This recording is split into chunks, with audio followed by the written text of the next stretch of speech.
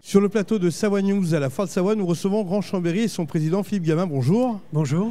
Alors c'est important cette rentrée pour Grand Chambéry. J'imagine qu'il y a beaucoup de dossiers en place. On en parlera dans quelques instants.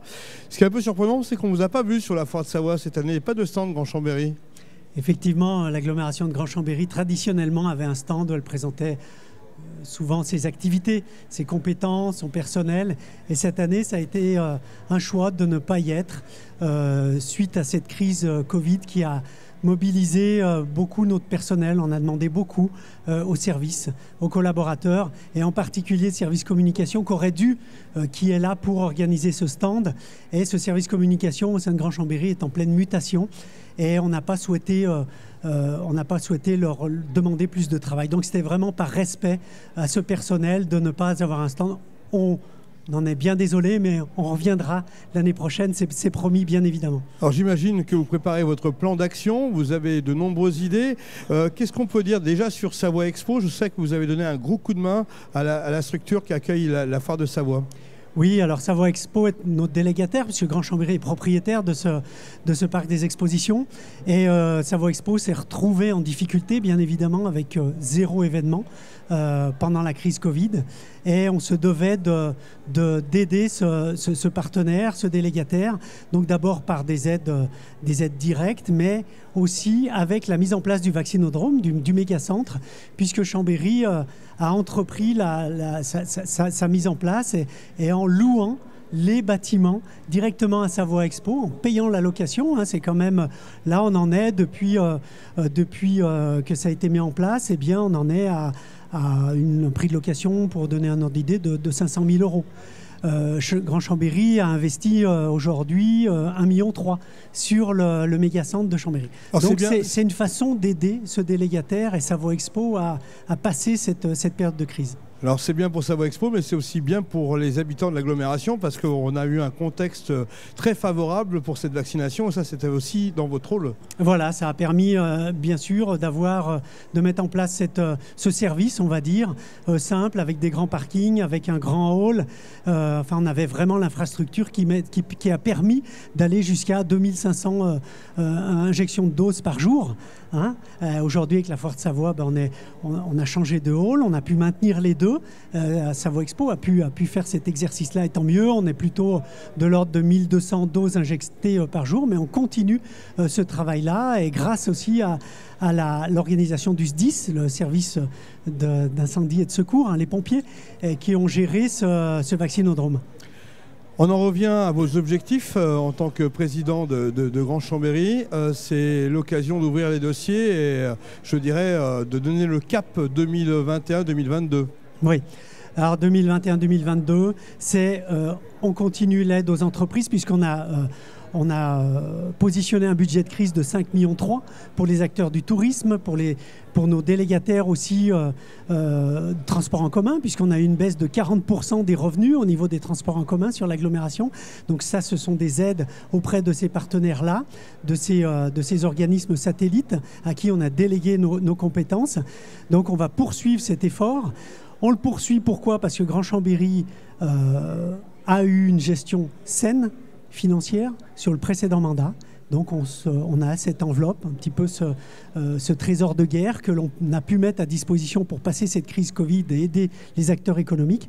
Et puis demain, bien évidemment, c'est se projeter pour aussi la suite de ce mandat jusqu'en 2026.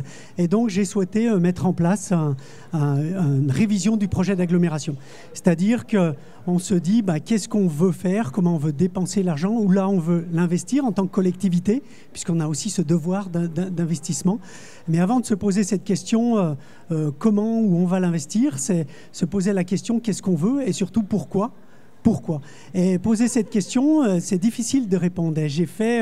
On a travaillé principalement avec l'exécutif, les 15 vice-présidents de Grand Chambéry, mais bien évidemment avec l'ensemble des élus communautaires et les maires qui composent cette agglomération. Et ce qui ressort aujourd'hui de ce travail de concertation, eh bien, c'est ce qu'on veut, ce qu'on est finalement. Grand Chambéry, c'est un territoire urbain de montagne. C'est ce qui ressort avec l'absorption le rattachement des communes des Bauges, du cœur des Bauges. Et puis, mais ce territoire, on le veut accueillant aussi. et on le veut toujours avec une capacité d'accueillir de l'activité économique. Et aussi, on veut bien vivre et continuer à bien vivre, que ce soit sur les zones urbaines, que ce soit plus sur le territoire de montagne. Donc ça donne déjà une orientation. On veut continuer à être attractif, mais surtout en préservant, voire en améliorant notre qualité de vie. On voit bien le contexte général que vous voulez mettre en place, mais concrètement, comment ça va se présenter? Est-ce qu'on a quelques exemples à donner aujourd'hui? Oui, alors ça va se traduire sur des actions précises que l'on est en train de chiffrer. Là, je ne peux pas m'avancer parce qu'on est précisément dans ce travail-là. Mais bien sûr, tout ça dans le sens de toujours de l'attractivité économique. Puisqu'on a la compétence économique à travers aussi bien nos satellites que sont CGLE ou Grand Chambéry Alpes Tourisme pour le tourisme, mais toujours avec cette idée de la transition écologique, c'est-à-dire faire du développement économique, mais toujours avoir en tête cette transition écologique, cette adaptation au changement climatique que on doit faire avec, bien évidemment. Sur des projets à très court terme, on poursuit, on va réouvrir la piscine de Bousseron, on va lancer les grands travaux sur la RD 1006 du carrefour de la Trousse pour aller prendre en face la VRU, le stade de Chambéry, puisque Grand Chambéry est quand même ami du budget dans ce stade de Chambéry. Donc on a toujours des travaux qui se poursuivent sur les voies d'intérêt communautaire, etc., etc. Voilà. Vous êtes optimiste pour cette rentrée parce qu'on sait qu'économiquement ça a été compliqué pour certains. Vous avez des échos autour de vous? Oui, on a des échos. On est particulier, le département de la Savoie. Hein. On a été un des départements français les plus impactés avec l'industrie du ski. Et nos grandes stations qui ont fermé, mais en même temps, un des plus aidés par le gouvernement.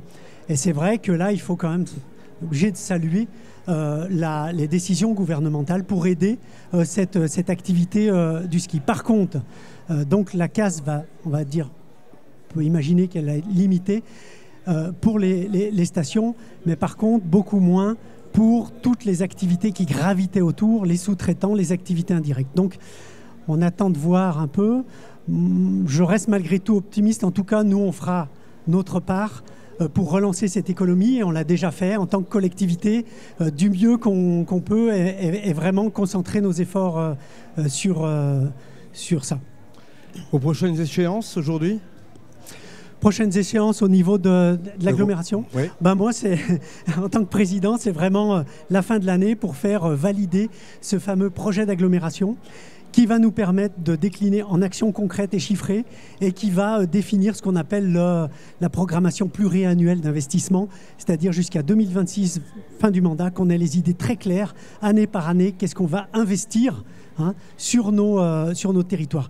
Je ne parle pas du fonctionnement, parce que le fonctionnement, pour nous, ce sont les services publics que l'on doit, le ramassage des ordures ménagères, les transports en commun, l'eau, l'assainissement, le développement économique, etc. Ça, on continue, et c'est vraiment c'est notre cœur de métier, on le doit à nos usagers, à nos habitants, mais là où sont les discussions, c'est sur l'investissement tellement important, et pour moi, c'est ma prochaine échéance politique au niveau de Grand Chambéry, mais j'ai bon espoir et on arrive à travailler en commun avec les 38 communes de l'agglomération et la ville-centre qui pèse et qui est importante dans cette agglomération, bien évidemment.